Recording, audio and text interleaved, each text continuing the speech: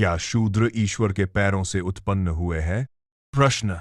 वेद का ब्राह्मण होस्य यजुर्वेद 31:11 मंत्र कहता है कि इस यज्ञ पुरुष के मुख से ब्राह्मण हुए और बाहु से क्षत्रिय, ऊरु से वैश्य तथा पैरों से शूद्र उत्पन्न हुए। उत्तर। आपका यह अर्थ सर्वथा अशुद्ध और स्वयं वेद के ही विरुद्ध है, क्योंकि वेद ईश्वर को निराकार अकाय वर्णन करते हैं, जैसे स्पर्यगाचु क्रमकायम व्रणमस्नाविरम इत्यादि। यजुर्वेद 40:8 वर्णन करता है कि वह परमात्मा सर्वव्यापक, शीघ्रकारी, अकाय, व्रणरहित, नस तथा नाड़ी के बंधन से रहित है। जब परमात्मा के शरीर ही नहीं है तो उसके मुख से ब्राह्मण, बाहु से क्षत्रिय, ऊरु से वैश्य तथा शूद्रों को परमात्मा के पांवों से पैदा हुआ मानना वंध्या के पुत्र के विवाह में मिठाई खाने की भांति असंभव तथा उन्मत्त प्रलाप के सिवाय और क्या हो सकता है। इस मंत्र के वास्तविक अर्थों को जानने के लिए इससे पूर्व मंत्र के अर्थों का जानना आवश्यक है, जिसमें प्रश्न किया गया है और जिसके उत्तर में यह मंत्र है। दोनों मंत्र इस प्रकार हैं। यत् पुरुषम व्यददुह कतिधा व्यकल्पयन् मूखम खीमस्यासीत्किं बाहु की मूरुपादा उच्येते दसद ब्राह्मणोस्य मुखामासीद बाहुराजन्यः कृतः ऊरु तदस्य यद्वैश्यः पद्भया शूद्रो जायत 11 यजुः 0:31-10-11। भाषार्थ। जिस परमात्मा को कई प्रकार से कल्पना करते हुए पुरुष वर्णन करते हैं, उस पुरुष का मुख क्या है, उसकी भुजा कौन है, उसके उरु तथा पांव कौन कहे जाते हैं। 10 के इस मंत्र में जो परमात्मा को कई प्रकार की कल्पना करके वर्णन करने का जिक्र है, वह कल्पना क्या वस्तु है, इसको दूसरे शब्दों में अलंकार भी कहते हैं। सौंदर्यमलकार 6 है। काव्यालंकार सूत्र वृत्ति। भाषार्थ। किसी बात को सौंदर्य से वर्णन करने का नाम अलंकार है। अलंकार बहुत प्रकार के होते हैं। उनमें से एक अलंकार का नाम है उपमालंकार। उसका लक्षण यह है, उपमान उपमेयर्गुणलेशता साम्यम उपमा एक अबूदो। उपमान से उपमेय के गुणों की कुछ समानता का नाम उपमा है। वह उपमा 2 प्रकार की है। सा पूर्ण लुप्ता चियंचार। वह पूर्ण तथा लुप्ता 2 प्रकार की है। पूर्ण का लक्षण गुणद्योतकोपमानोपमेय शब्दानं सामग्य पूर्ण 5 था, जिसमें उपमान, उपमेय, उपमावाचक शब्द तथा गुणद्योतक शब्द ये सारे विद्यमान हों। वह पूर्ण उपमा है। जैसे कमलमेव मुखम मनोज्ञमिति, मुख कमल की भांति सुंदर है। इस वाक्य में कमल उपमान जिससे उपमा दी जावे, मुख उपमेय जिसको उपमा दी जावे।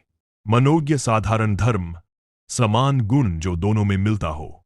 एव उपमा वचक शब्द जिनसे समानता बताई जावे। यह उपमा के चारों अग विद्यमान है, अतः यह पूर्ण उपमा है। लोपे लुप्ता 6 है। काव्यालकार सूत्र वृत्ति 9:1-6 जिसमें किसी अग का लोप हो जावे वह लुप्त उपमा है। जैसे शशिव राजा, छांद जैसा राजा। इसमें साधारण धर्म जो गुण दोनों में मिलता है, जिसके कारण राजा को छांद जैसा कह गया है, वह लुप्त है, अतः इसका नाम धर्म लुप्तोपमा है। दूर्वा श्यामयम, यह स्त्री काली दूब है। यहां पर उपमावाचक शब्द का लोप है जो समानता का वर्णन करता है, अतः इसका नाम वाचक लुप्तोपमा है। शशिमुखी, चंद्रमुखी, यहां पर साधारण धर्म और उपमावाचक शब्द दोनों का लोप है। इसको वाचक धर्म लुप्तोपमा कहते हैं। हम इसके कुछ उदाहरण देते हैं। सर्वोपनिष दोगावो दोग्धा गोपालंदना पार्थो वत्सः सुधी भक्ता दुग्धम गीतामृतम महत्व। भाषार्थ। सब उपनिषद गौवें हैं। दोहने वाले कृष्ण हैं, पीने वाला बुद्धिमान अर्जुन बछड़ा तथा महान अमृत गीता दूध है। यहां पर उपनिषदों को गौवों की, कृष्णा को दोहने वाले की, अर्जुन को बछड़े की तथा गीता को दूध की उपमा दी गई है। यहां उपमावाची शब्दों तथा साधारण धर्म का लोप है, अतः यहां पर वाचक धर्म लुप्तोपमा है। यहां पर गीता को दूध की उपमा ही दी गई है। वास्तव में गीता दूध नहीं है। यदि कोई आदमी इस श्लोक को ठीक रूप से न समझकर गीता को कटोरे में डालकर किसी को कहे कि लीजिए दुग्धपान कीजिए, तो सब लोग उसे मूर्ख ही कहेंगे, बुद्धिमान नहीं। आत्मानदी संयम पुण्य तीर्था सत्योदका शील तथा दयोर्मिहा। तत्राभिषेकं कुरु पांडुपुत्र न वारिणा शुद्ध्यति चांतरात्मा। भाषार्थ आत्मा नदी है, संयम रूपी पवित्र तीर्थ वाली, सत्य जल वाली, शील तट तथा दया लहरों वाली है। हे युधिष्ठिर, उसमें स्नान कर, जल से आत्मा शुद्ध नहीं होता। इस श्लोक में आत्मा को नदी की उपमा देकर तरंगों को भी उपमा दी गई है, किंतु आत्मा वास्तव में नदी नहीं है। प्रणव धनुः शरो ह्यात्मा ब्रह्म तल्लक्ष्य मुच्यते अप्रमत्तेन विद्धव्यम शरवत्तन्मयो भवेत। भाषार्थ प्रणव धनुष है, यह आत्मा तीर है, ब्रह्म उसका लक्ष्य है। सावधानी से लक्ष्य को वेदना चाहिए, तीर की भांति तन्मय हो जावे। यहां आत्मा को तीर की उपमा दी गई है, परंतु वास्तव में आत्मा तीर नहीं है। आत्मानं रथिनम विद्धि शरीरम रथमेव। थू बुद्धिं तु सारथिं विद्धि मनः प्रग्रहमेव छ। इंद्रियाणि हयानहुर्विषयान् तेषु गोचरान् आत्मबुद्धि मनोयुक्तः कर्तेति उच्यते बुधेः। भाषार्थ आत्मा को सवार जान, शरीर को रथ समझ, बुद्धि को सारथी जान, मन को लगाम समझ, इंद्रियों को घोड़े और विषयों को उनकी खुराक कहते हैं। बुद्धि और मन से युक्त आत्मा को बुद्धिमान लोग कर्ता कहते हैं। यहां आत्मा को रथी की उपमा देकर तत्संबंधी वस्तुओं की भी उपमा दी है, किंतु वास्तव में आत्मा रथी नहीं है। इन सब स्थलों में वाचक धर्म लुप्तोपमा अलंकार हैं, जिनमें उपमावाची शब्द तथा साधारण धर्म का लोप है। इसी प्रकार के अलंकार वेदों में भी हैं, जैसे अजो वा इदमग्रे व्यक्रमत तस्योर इयं भवद्योः पृष्ठम अंतरिक्षम मध्यं दिशा पार्श्वे समुद्रौ कुक्षी बीसज सत्यं छतन छचक्षुषी विश्वं सत्यं श्रद्धा प्राणो विराट शिरः एष वा अपरिमितो यज्ञो यदजः पंचौदनः 21 ईश। अथर्व 0:9-5।